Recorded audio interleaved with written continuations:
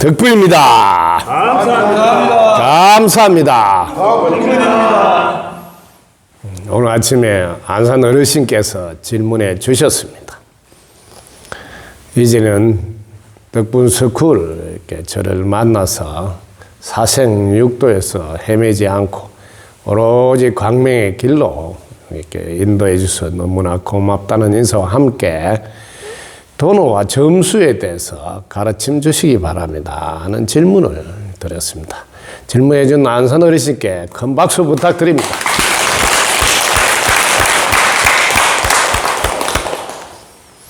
자, 여러분 도노 점수에 대해서 불교 공부를 하신 분은 나름대로 많이 들은 이야기일 거예요.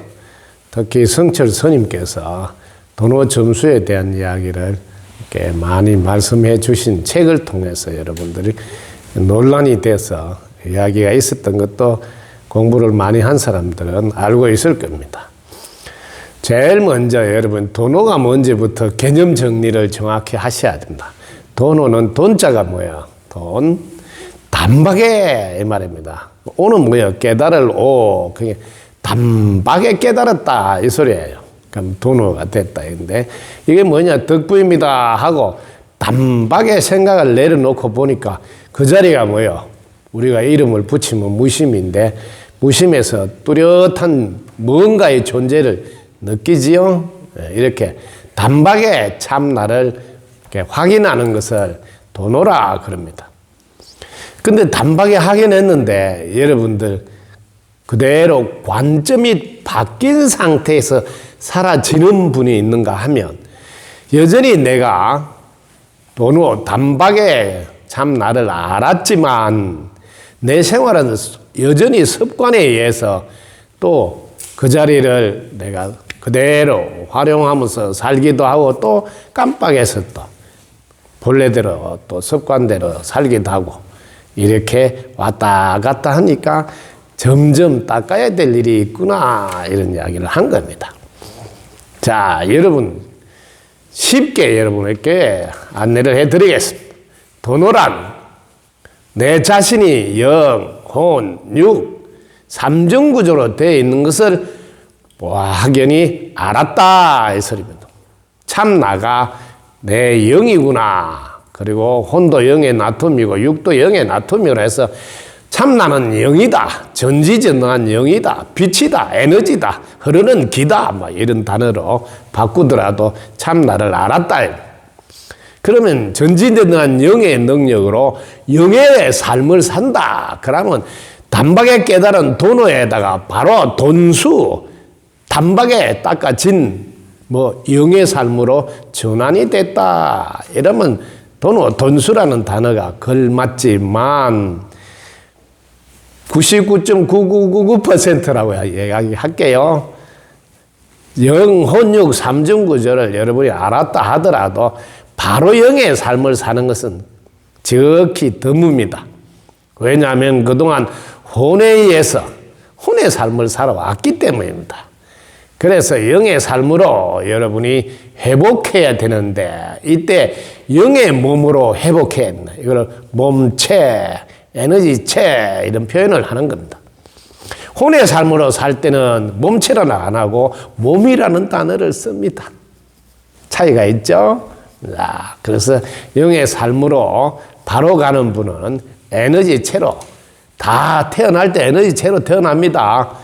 영으로 태어나시고 그런데 이게 여러분들이 살면서 혼을 자꾸 가르치게 됩니다. 뭐 나다 너다 이렇게 분별하고 이런 걸 가르쳐서 나이 되면 분리된 생각으로 납니다. 뭐 상관없다까지 이렇게 혼이 개체의 삶으로 돌아가 버려서 본래의 모습으로 회복돼야 되니까 우리가 다시 공부를 하는 겁니다. 자, 한 번 더 구분해주면 영혼육 삼중구조를 알고 각자의 역할이 뭔지 알고 사용한다. 이러면 여러분은 단박에 깨달은 것을 단박에 쓰고 있다.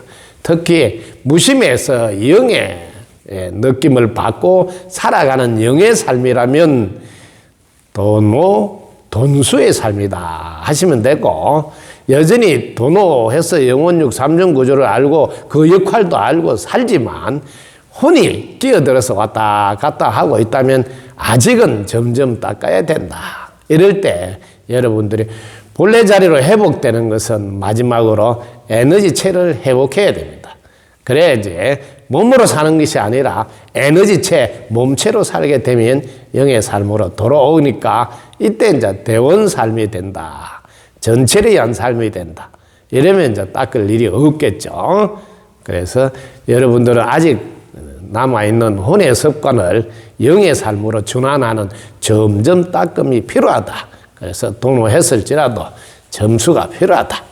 그래서 성철 스님은 이걸 구분하기 위해서 자, 점수가 필요한 사람은 도노라는 이야기를 붙이지 말자. 이해해서 깨달은 해오라고 붙이자. 이래서 오히려 구분을 해주려고 표현을 했는데 거기에 대해서 지금 보조 국사 계율에 있는 가르침이니까 수심결과 이런 가나선에 대해서 그 논란이 있었습니다. 그러나 여러분 쉽습니다. 논란할 거리도 안 되는 거예요. 한 번 더 이야기해. 내가 영의 삶을 산다. 깨닫는 즉시 그럼 돈 쓰죠. 근데 영의 삶을 내가 깨달았지만 혼의 삶으로 왔다 갔다 한다. 그러면 아직도 혼의 습관에 있으니 더 닦아야 된다. 그럼 깨달았다. 그러면 도노했더라도 점수를 해야 되네. 이렇게 정리하시면 쉽습니다.